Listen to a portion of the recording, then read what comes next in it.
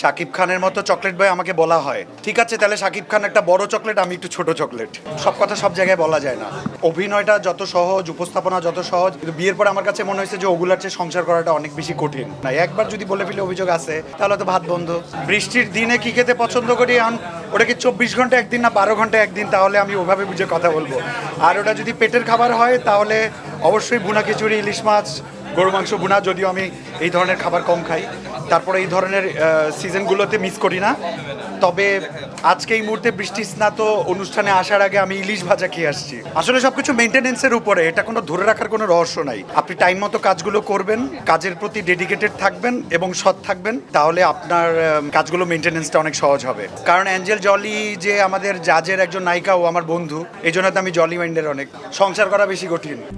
RICL TMX, যুগের পর যুগ স্থাপনা থাকে মজবুত। মানে আমার কাছে অভিনয়টা যত সহজ, উপস্থাপনা যত সহজ, কিন্তু বিয়ের পর আমার কাছে মনে হয়েছে যে ওগুলার চেয়ে সংসার করাটা অনেক বেশি কঠিন। বেশি করতে হয় না, করতে হয়। খাবার মজা না হলেও মজা বলতে হয়, রাগ করলেও বলতে হয় যে রাগ করি নাই।